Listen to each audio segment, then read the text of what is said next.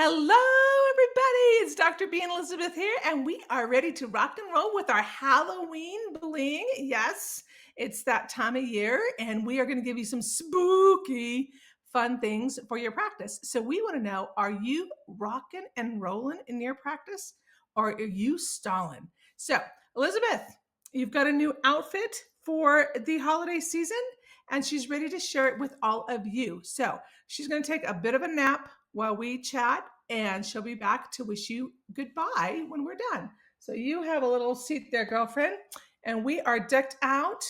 Hopefully, you have your Halloween bling ready to give out to your little kidlings, and hopefully, it is some fun gigabytes that don't involve sugar or dyes or that kind of stuff that is going to make those kids' brains go crazy brain. Rockin' and rollin'.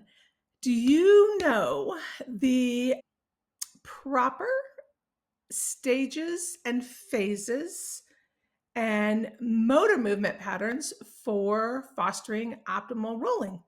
We're going to tell you about them. How's that? First of all, the stages and ages of rolling. Hopefully, my ring doesn't go too blingy bling on the camera. Ages. Let's talk ages first. Let's not talk age because some of us that are aging don't want to talk age, but for little fiddle farts, about 3 months ish. Now, remember, milestones are ishes, right? It's a month on either side. So we don't have these hard, fast, they've got to be doing this by this age or that by that age. We want to make sure that they do these motor movement patterns in their developmental journey, but it can be ish. Okay. And interestingly, I got a article a month or two ago, and it was defining developmental delays. What defines a developmental delay in a child? And their main focus was that a child does not meet normal motor milestones compared to their peers. And the crazy thing is the AAP a year or two ago took crawling out of the developmental milestones paradigm, which is, it just baffles me. It doesn't make sense in my brain, but nonetheless, we're going to focus on rolling today. But rolling is a necessary precursor to obtaining good core control to later go on and have a good cross crawl pattern. And why is that? Is because about age of 3 months ish, you're going to start see the little fiddle fart rolling from bottom up. So their patterns are going to go from bottom up first. That means that they're going to start rolling through their pelvis into their core, into their thoracic spine, and then through the shoulders. So that's about the first 3 months. And then about 6 months, they're going to start rolling. They should start rolling from top down. That means they're going to start the roll from their shoulders through their trunk, and then their pelvis is the last to roll. Now, this should initially, it can take place as what I call a log roll, where, let's get Elizabeth on here, where they actually just roll through the pelvis in a corkscrew up onto their side. And then they can finish the roll. Now that pattern might be present till about 5 months-ish. But after that point, you don't want to see them start that roll and into a log roll and kind of stuck on their side and flop over. You want to see that corkscrew all the way through the trunk and through the shoulders if they're going from bottom up. Or again, by 6 months, they should be doing a good corkscrew roll, starting with their shoulders through the trunk and through the pelvis. Teitelbaum, there's a famous study by Dr. Teitelbaum that was like 1998, where he looked at motor movement patterns on kiddos that later on were diagnosed of having autism. And one of the movement characteristics that he noted was that they never went through this corkscrew roll. They just went through that, they rolled that log roll into their side and then plopped over. So this is a key milestone that we want to look at between the ages, excuse me, 3 and 6 months. Now, why is that corkscrew roll important? It's important because it's going to foster good core stability, core postural stability, for them to be able to later on pivot off their axis. And that is simply needed to walk through space, to be able to manage moving through their environment in a safe, secure manner without flipping off the prefrontal cortex. And so many of these kiddos that are on, especially on the spectrum, have difficulty with that social environmental engagement system, and that prefrontal cortex flips off. So that's your start. Okay. 3 months, start rolling through the pelvis, then through the trunk and to the shoulders. 6 months starts with the corkscrew roll through the shoulders, down through the trunk and into the pelvis. The first 5 months ish, if they start rolling and plop on their side in that log roll fashion, then complete the roll, that's fine, as long as we see them progress through a full corkscrew roll.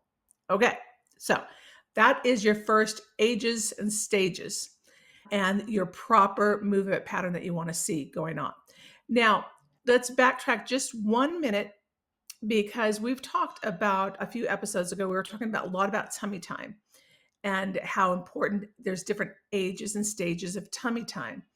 And one of them is coming up and pushing up about 3 months ish and starting to gain this proximal joint stability in the shoulders. That is going to be a precursor to our rolling, because when we start to getting into those rolling patterns, once they roll over, especially from supine to prone and get in that prone position, you want to be able to make sure they have enough joint stability to pull their arm out underneath them and then get up. Okay. So we want to make sure that tummy time and that rolling go mingle together, and we're seeing these progressive motor patterns. Now, one of the primitive reflexes associated, or the primary primitive reflex associated with this corkscrew rolling, is the spinal galant reflex. Okay. The spinal galant reflex is, again, where if you are checking for it, you are stroking just an inch away from the spinal cord. You're just stroking down and seeing if they have the abduction flinch. Okay. Spinal galant is associated with enuresis past the age of 5, especially daytime enuresis.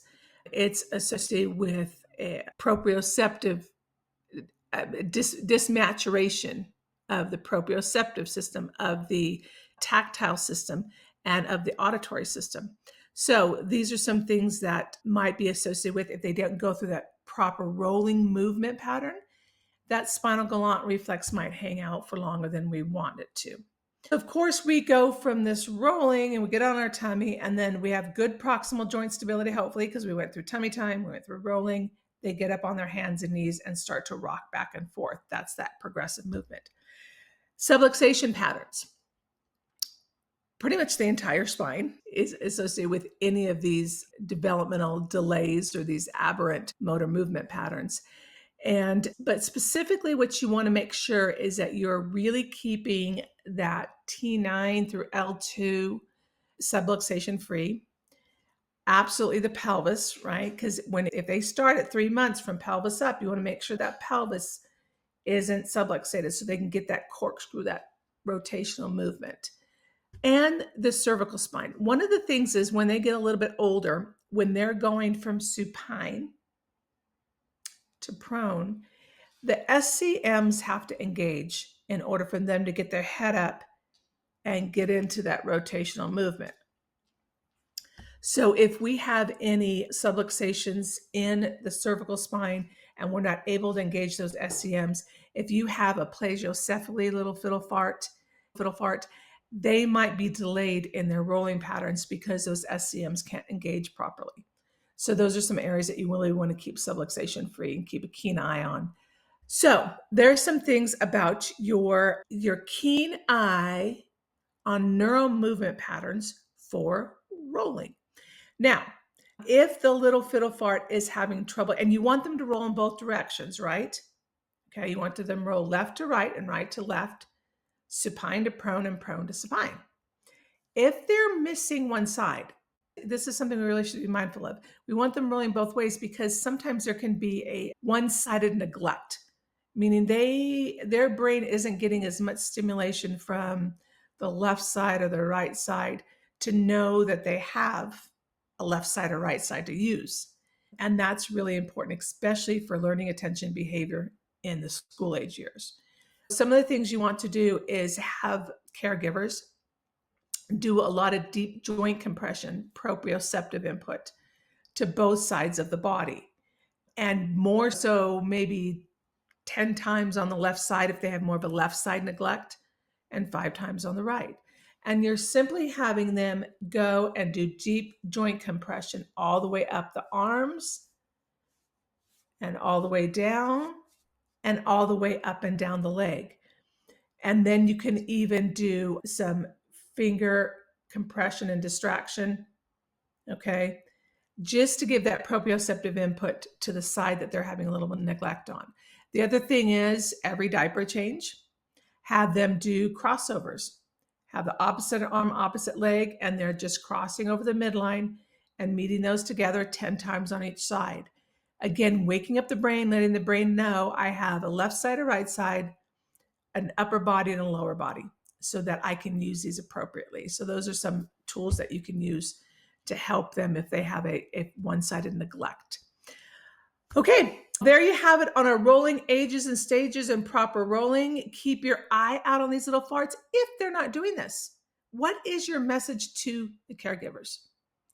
Okay, your message is, Mom and Dad, I'm noticing that Nancy's having a little bit difficulty getting from her belly to her back. But this is an important stage, and we want to make sure that it occurs in proper biomechanics, that her body's able to do this in the right fashion, in the right form. Because what it's actually doing is it is a form of brain development where the Nancy at this point is actually fostering proper input into the brain so that the brain knows the status of the body and can send proper messages back. But there must be a block going on. In our world, we call it a vertebral subluxation. So I want to check Nancy to see if there's any areas of her spine that might be restricting her from being able to get into this proper motor pattern. And so what we need to do is let me check her today and let's build a plan together so that we can get her into this proper movements. Because Mom, like if your neck is bothering you, you might be more guarded and can't look one way or the other, right? Like backing up to drive your car. That's dangerous, right? Every time we do a movement, it's like somebody that had a stroke, right? If they had a stroke on the left side of their brain, their right side might not work as well. Now, Nancy didn't have a stroke, but the messages from the left side of her brain might not be getting down to her right side of the brain as good as we need it to. Or Mom, when you're trying to turn and you can't turn as far, okay? That's just a restriction from the brain to the body and the body to the brain. It's just like a little mixed signal in there. So we're going to check Nancy today. We're going to clear up any maybe signals that aren't getting through. And then what I propose to do is we're going to watch her over the next 2 to 4 weeks, whatever you feel is proper, Doc. Okay, you're the one in the room with the little fiddle fart. I'm just giving you some things, thoughts, lingo to consider. So we're going to make sure that we keep those restrictions clear. We're going to repattern that program from her body to the brain. And then what is a really good thing is just like going to the dentist, once we get her cleared and she's in that good rolling pattern, she's taken off, we'd like to check to make sure that the next milestone that she should be meeting is done in a proper fashion. So we'll check her in about a month again, and we'll just keep her on a monthly schedule. So that way we can make sure that she meets all those developmental milestones at the right ages, stages, and in the proper fashion. And that way we're optimizing actually brain building. And that's how you can build what I call a milestone practice. So some tools for you to think about and some tips, and you have a great Halloween, and we will see you in November before turkey time. And until then, Elizabeth and I are wishing you all a glowy, spooky Halloween. We'll see you next month. ChiroSecure, thank you for this opportunity to teach the world about pediatric chiropractic. You're amazing, and we'll see you next month.